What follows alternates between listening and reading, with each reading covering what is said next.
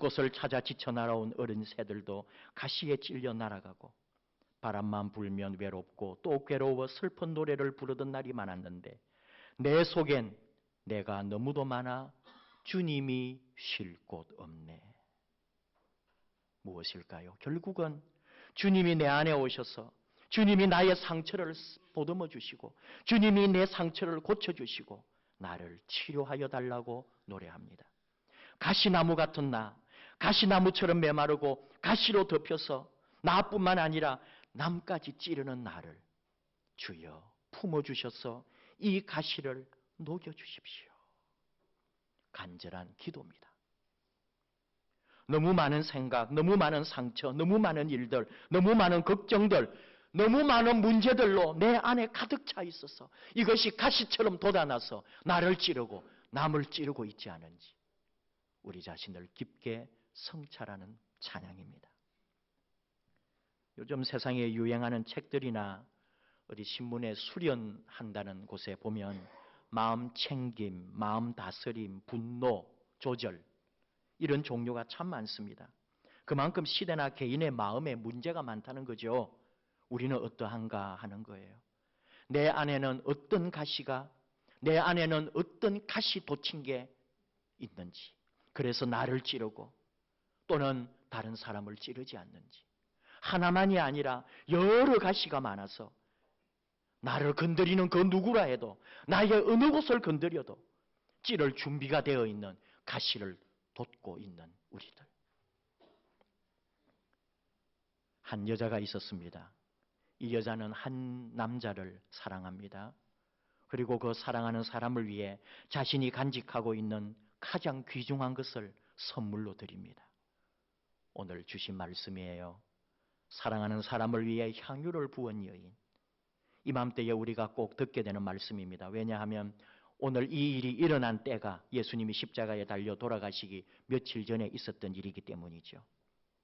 우리로서는 잘 이해가 할 수 없는 한 여자가 식사 중인 예수님의 머리에 나더 향유를 부었다는 우리는 잘 모르겠습니다. 나더라는 향유가 인도산이고 이스라엘 입장에서 보면 부유한 사람들만이 사용하는 수입품 최고급 향수였다. 이런 내용 많이 들어봤습니다.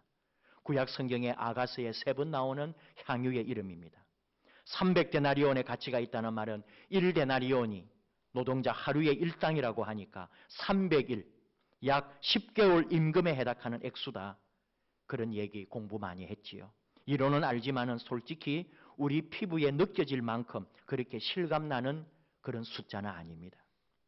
그러나 분명한 것은 서민들이 쉽게 구하거나 사용할 수 없는 귀한 보물과 같은 향유였다는 거죠.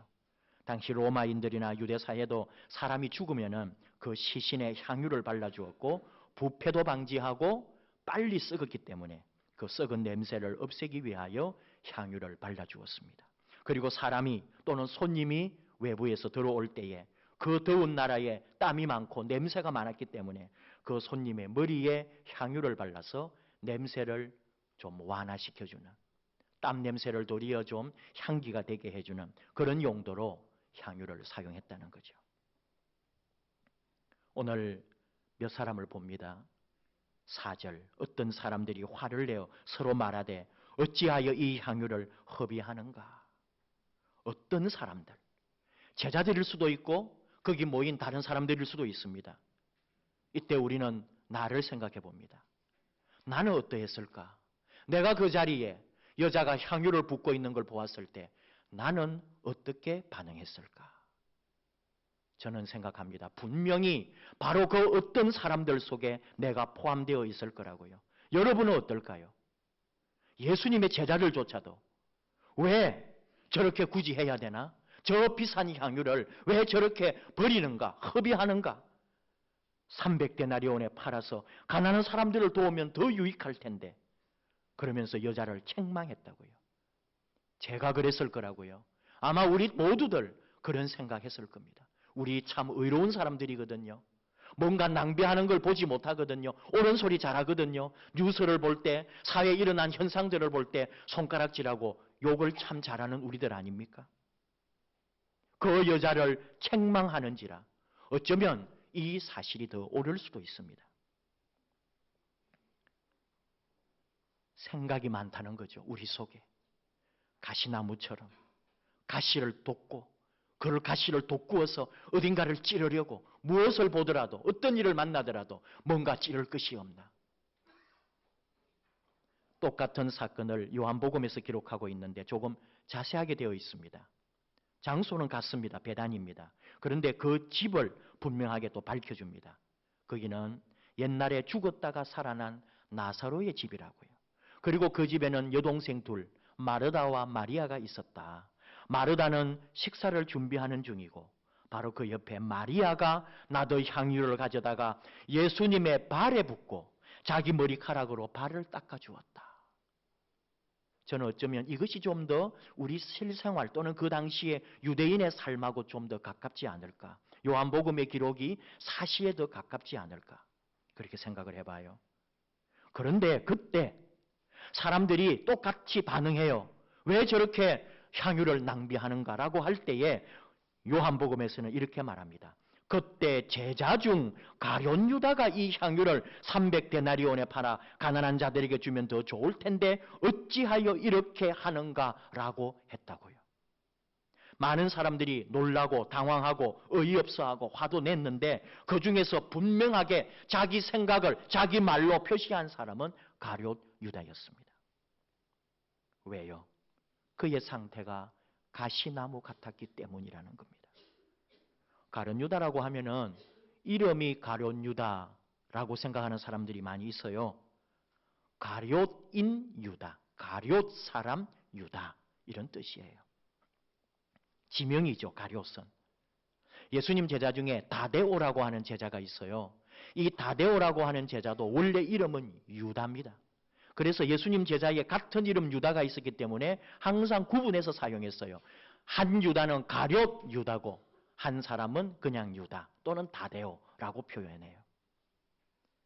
근데 가룟이라고 하는 말을 성경에서 찾을 수가 없어요.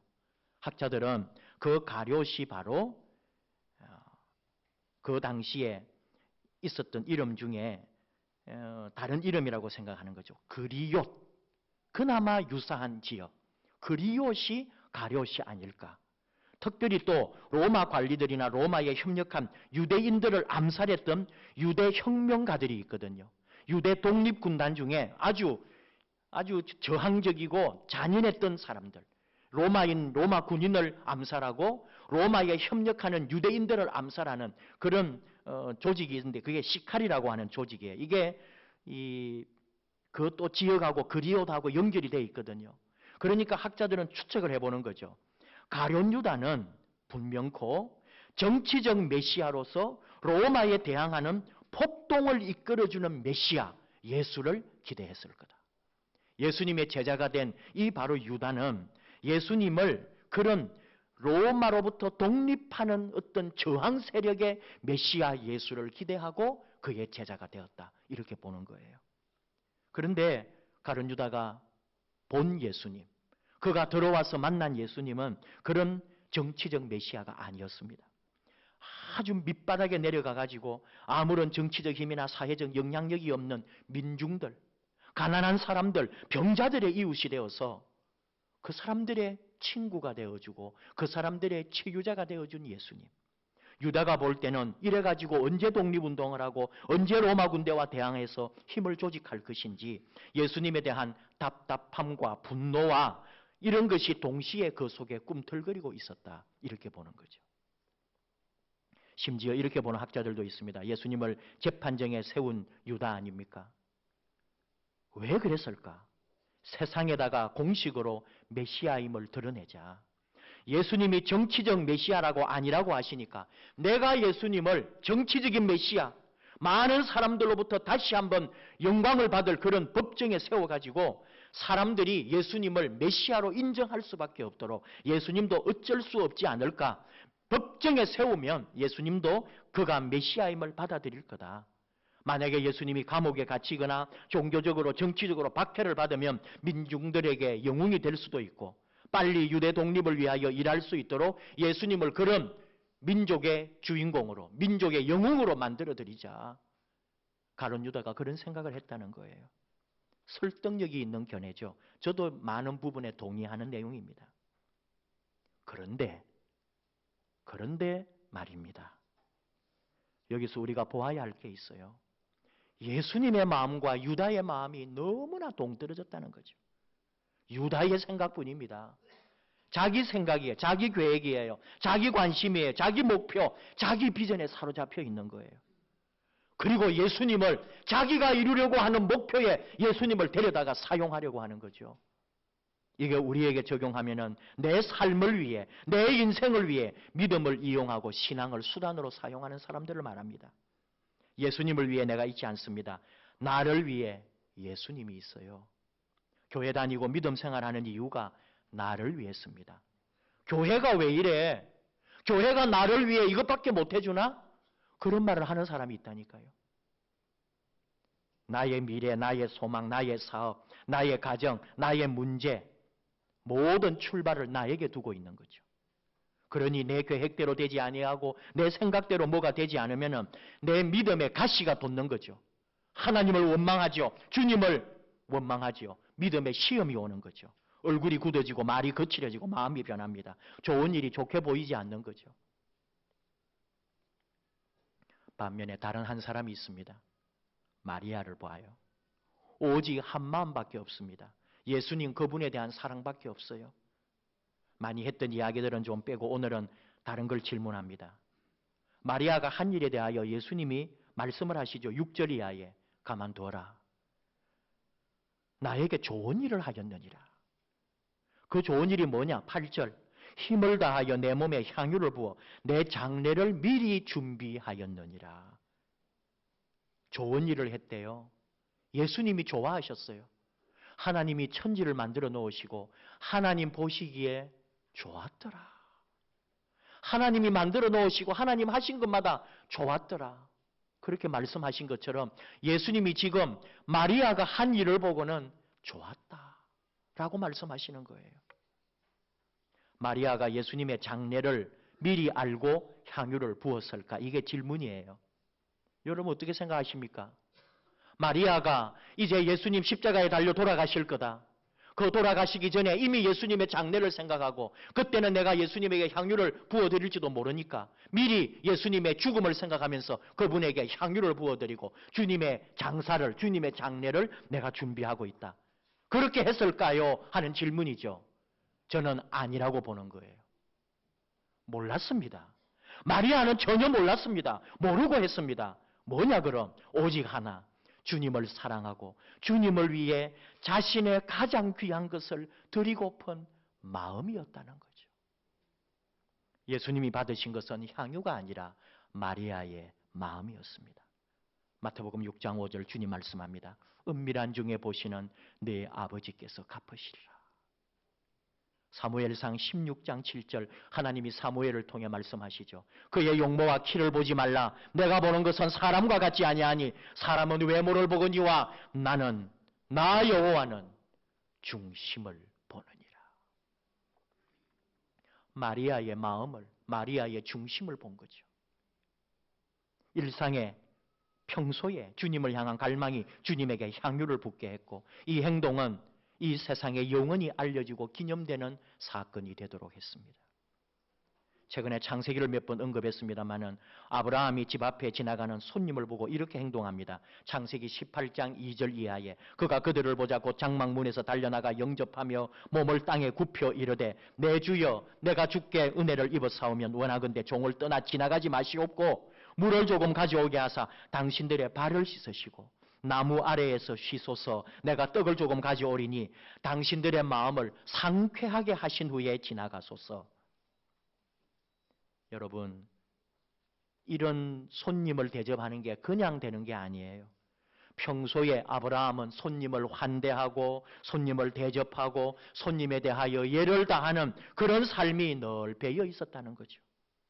아브라함 속에 자연스럽게 일어난 거, 지나가는 손님에게 그분들을 환대하여 정성껏 그의 마음으로 대접해드렸습니다.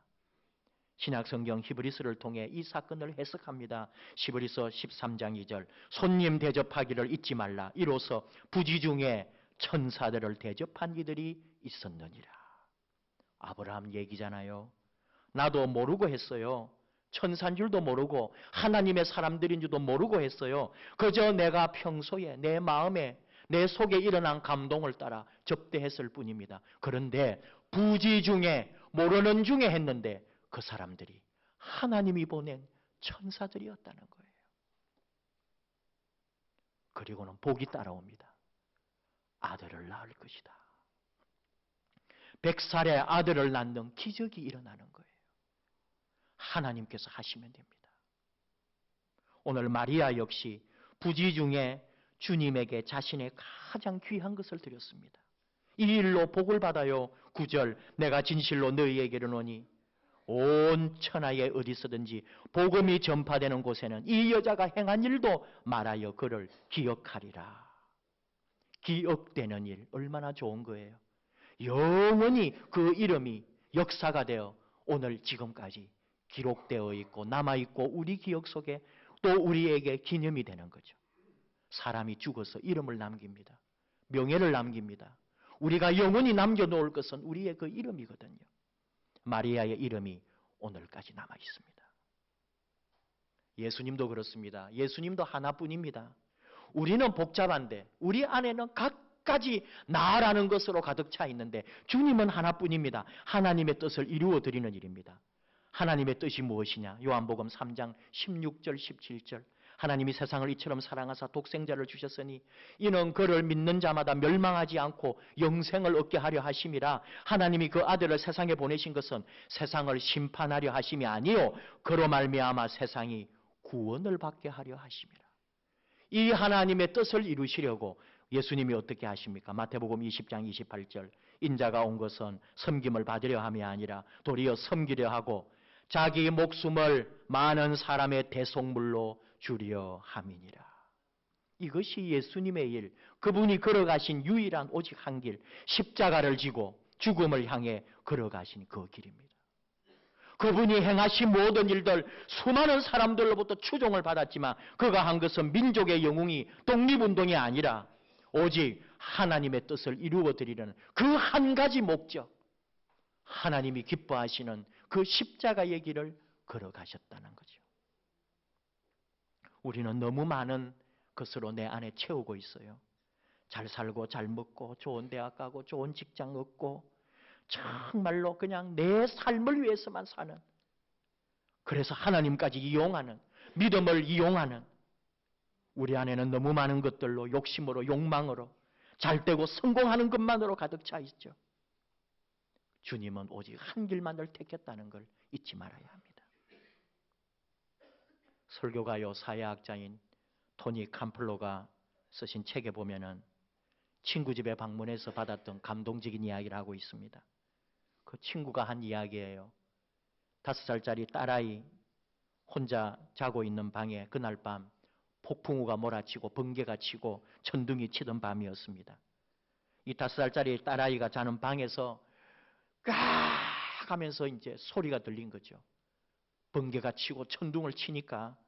그래서 엄마 아빠가 막 놀라서 이 아이 방에 뛰어들어갔습니다. 그런데 그 딸아이가 창문 앞에서 팔을 벌리고 하나님 고맙습니다. 하나님 나 사진 찍어주시는 거죠. 하나님 예쁘게 찍어주세요 하면서 이 아이가 번개가 치는데 천둥이 치는데 하나님 사진 찍어주시는 거죠 하면서 그렇게 하나님을 찬양하고 있더라는 거예요. 그냥 천진난만한 딸, 하나님 말씀 배운 그대로, 교회에서 배운 그대로, 엄마 아빠가 들려준 성경 그대로 번개를 하나님이 사진을 찍어주는 플래시로 생각한 그 아름다운 순수한 믿음을 보고 엄마 아빠가 너무나 큰 감동을 받고 자신들의 믿음, 자신들의 삶을 완전히 바꾸게 된 계기가 되었다고. 하나님만을 그대로 믿고 받아들이는 믿음으로 자신들이 돌아서게 되었다고 고백하는 이야기가 있습니다. 월터 헨릭슨이 하나님께서 쓰시는 사람 책에서 하나님이 쓰시는 사람, 그 중에 한 사람이 어떤 사람이냐? 주님을 위해 어떤 값이라도 기꺼이 치르는 사람이라고 말합니다. 주님을 위해 어떤 값이라도. 다시 말하면 내게 가장 귀한 것을 주를 위하여 쓸 수 있는 그 사람을 하나님께서 사용하신다는 거죠. 내 안에 있는 많은 것들을 포기하고 오직 주님만을. 근데 그곳에 기적이 일어나고 그곳에 하나님의 역사가 일어난다는 거죠.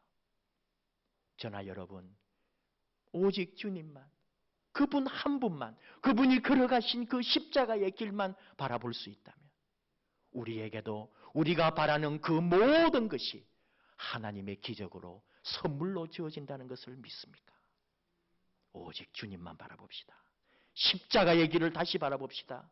그 길을 묵묵히 걸어가신 주님을 바라봅시다.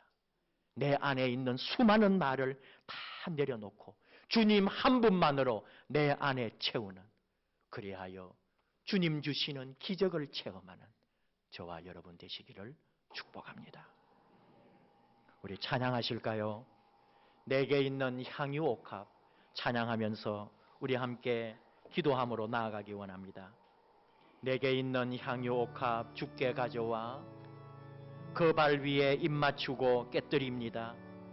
내가 하나님께 드릴 나의 가장 귀한 거, 내가 움켜쥐고 놓지 못하고 내가 가장 사모하는 거 내어놓읍시다. 우리 찬양하십시다. 향유옥합 주께 가져와 그 발 위에 입 맞추고 깨뜨립니다. 나를 위해 험한 산길 오르신 그 발, 걸음마다 크신 사랑 새겨놓았네. 내게 있는 향유 옥합, 내게 있는 향유 옥합 주께 가져와 그 발 위에 입 맞추고 깨뜨립니다. 나를 위해 십자가에 달리신, 나를 위해 십자가에 달리신 그 발, 흘린 피로 나의 죄를 대속하셨네. 내게 있는 향유 옥합, 내게 있는 향유 옥합 주께 가져와 그 발 위에 입 맞추고 깨뜨립니다.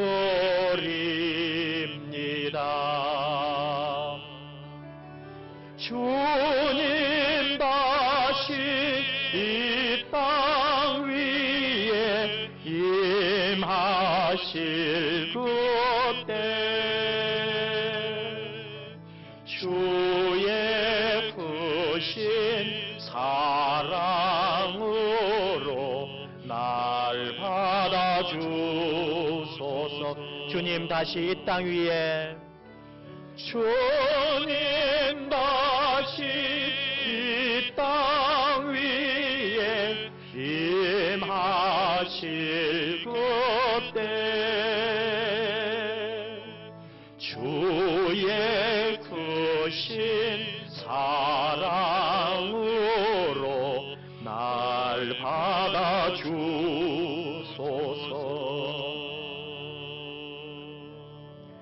이 시간에는 우리 오르간 연주에 맞추어서 침묵으로 기도하기를 원합니다. 내게 있는 향유옥합 주님께 가져와서 주님 앞에 깨뜨리는 우리가 되기를 원합니다. 내가 가장 소중히 여기고 내가 놓지 못하고 있는, 내가 움켜쥐고 있는 내게 가장 귀한 것 주님께 드리기를 원합니다. 그때 내 삶에 기적이 일어난다는 것을, 그때 내 삶에 새로운 변화가 있다는 것을, 나의 향유옥합, 내게 가장 귀한 것 주님께 가져와 드리겠습니다. 우리 침묵으로 주님을 묵상하며 주님 앞에 나아가십시다.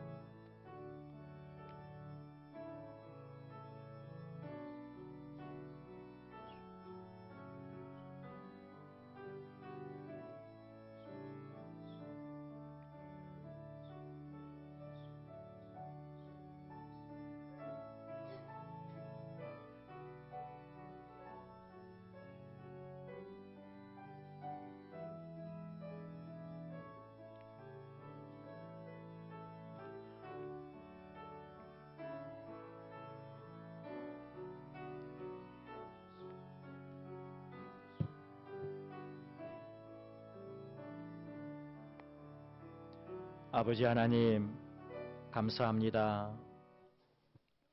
우리에게 가장 귀한 것, 내가 가장 놓지 못하는 것, 내게 가장 소중하다고 움켜쥐고 있는 것 주님 앞에 내려놓기 원합니다. 내게 있는 향유옥합 주님 앞에 깨뜨리기를 원합니다. 그때 주님이 우리와 함께 하심을, 하나님 앞에 내 가장 귀한 것, 내 가장 소중한 것이라고 쥐고 있는 것 다 내려놓기를 원합니다. 그때 내 모든 삶에 하나님의 기적이 일어난다는 것을 깨닫게 해 주시옵소서. 예수님의 이름으로 기도하옵나이다. 아멘.